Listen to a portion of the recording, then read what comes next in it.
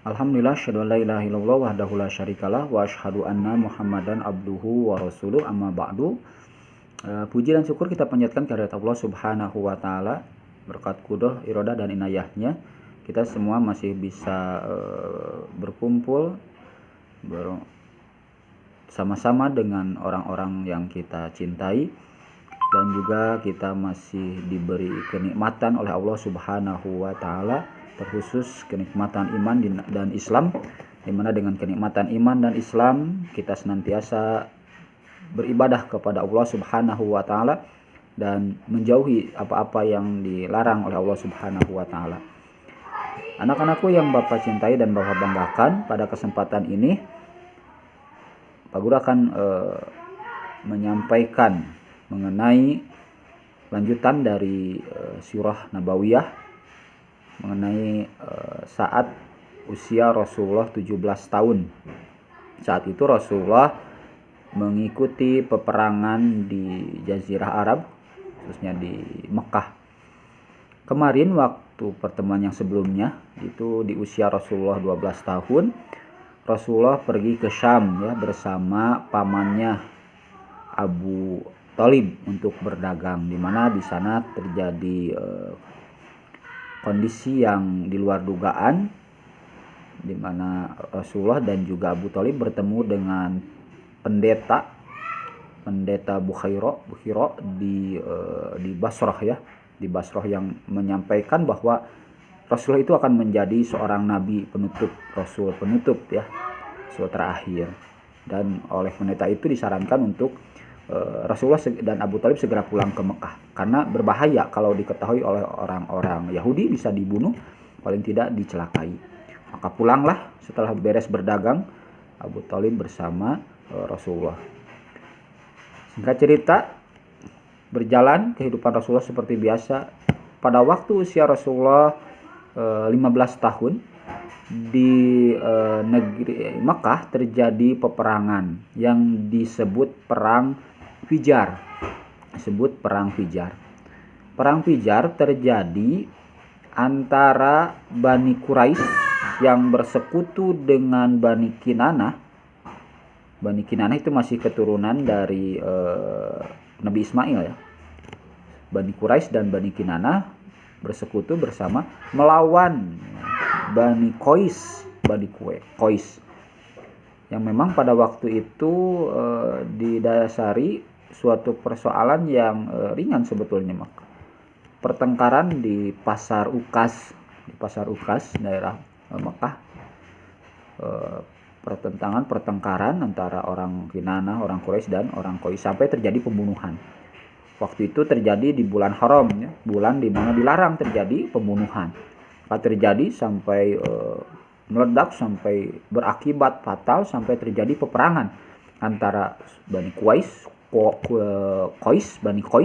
melawan Bani Kinanah yang bersekutu bersama dengan Bani Quraisy, suku Quraisy ya. Dan Rasulullah termasuk suku Quraisy itu. Maka terjadilah peperangan yang lumayan lama, sekitar 4 tahun. Rasulullah waktu itu usia 15 tahun sampai dengan sekitar 19 dan 20 tahun. Itu di Pasar Ukas. Dinamakan Perang Fijar karena terjadi pelanggaran terhadap undang-undang yang suci, karena terjadi di bulan haram pembunuhan tersebut.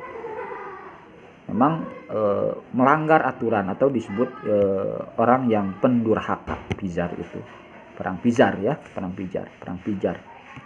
Fijar. Nah, di situ terjadi peperangan, maka Rasulullah pada perang itu berperan ya, membantu paman-pamannya,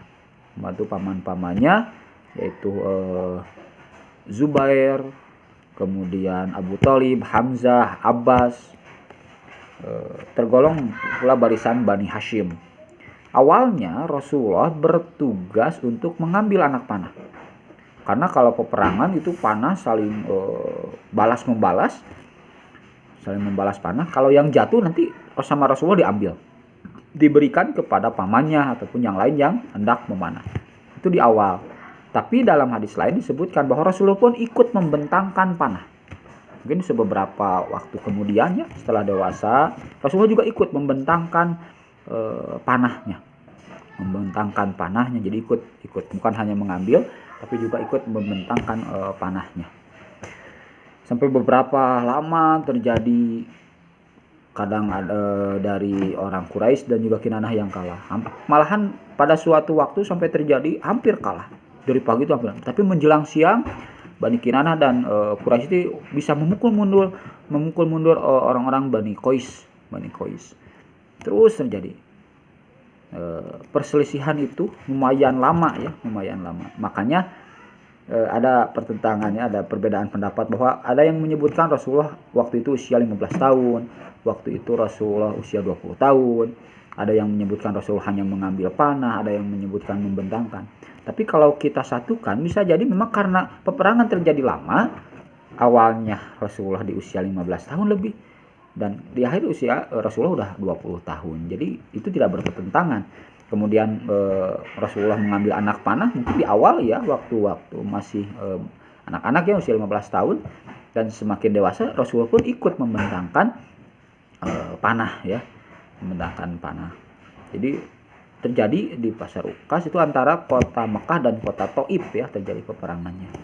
Memang lumayan lama gitu, itu menjadi pengalaman bagi Rasulullah ya dalam peperangan tersebut.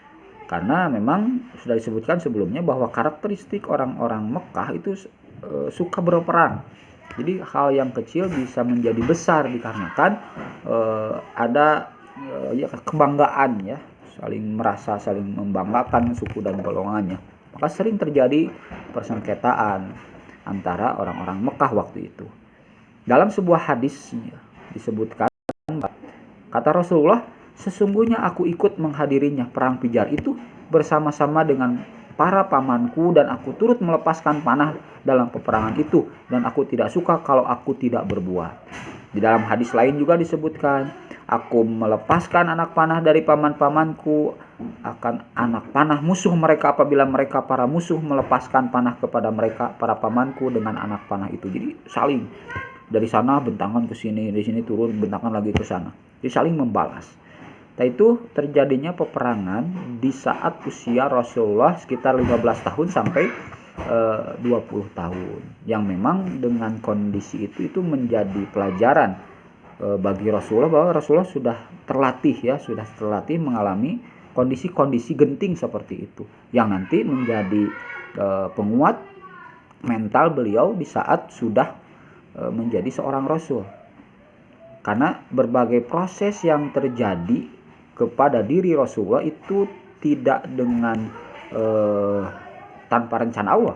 Tentu Allah merencanakan apapun yang terjadi pada diri Rasulullah, dimulai anak-anak sudah ditinggalkan oleh ayah, kemudian ibunya, oleh kakeknya menghadapi peperangan, itu yang membuat pribadi Rasulullah menjadi kuat.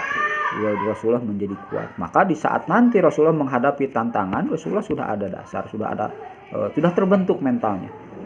Makanya apa yang terjadi pada diri kita pun, kita harus senantiasa berhusnuzon kepada Allah Subhanahu wa taala, bahwa mau manis mau nggak enak apa yang terjadi pada diri kita harus berhusnuzon kepada Allah. Apa yang direncanakan Allah bagi diri kita itu yang terbaik bagi kita. Walaupun kadang pada saat kita menjalaninya kita merasakan berat, pedih, sedih. Nah, itu harus menjadi pelajaran bagi kita, penguat bagi kita bahwa ini adalah terbaik bagi kita yang ditakdirkan oleh Allah. Maka senantiasa berhusnuzon kepada Allah. Jangan menyesali, jangan meratapi nasib yang kita hadapi. Karena tetap kita harus berhusnuzon kepada Allah. Itu pun yang terjadi pada diri Rasulullah. Rasulullah tidak menyesali kenapa dirinya dari anak-anak sudah jadi yatim, kenapa ditinggalkan oleh orang tuanya, oleh kakeknya. Rasulullah tidak pernah meratapi seperti itu. Tapi Rasulullah senantiasa berhusnuzon bahwa apa yang terjadi pada dirinya itu yang terbaik, yang nantinya akan membuat diri beliau menjadi sangat kuat untuk menghadapi berbagai cobaan. Anak-anakku yang Bapak cintai dan Bapak banggakan, itu sekilas mengenai peperangan yang terjadi pada saat Rasulullah remaja ya, pada saat Rasulullah remaja di Mekah, yaitu terjadinya perang Fijar, dan di mana Rasulullah terlibat dalam peperangan tersebut. Segitu dulu yang itu yang dapat Pak Guru sampaikan pada kesempatan ini. Mudah-mudahan kita semua diberikan kesempatan oleh Allah untuk senantiasa taat dan juga menjalankan apa-apa yang diperintahkan Allah, dan juga kita sama Allah diperkuat agar bisa meninggalkan apa-apa yang dilarang oleh Allah Subhanahu wa taala. Aqulu qouli hadza wa astaghfirullah li wa lakum. Assalamualaikum warahmatullahi wabarakatuh.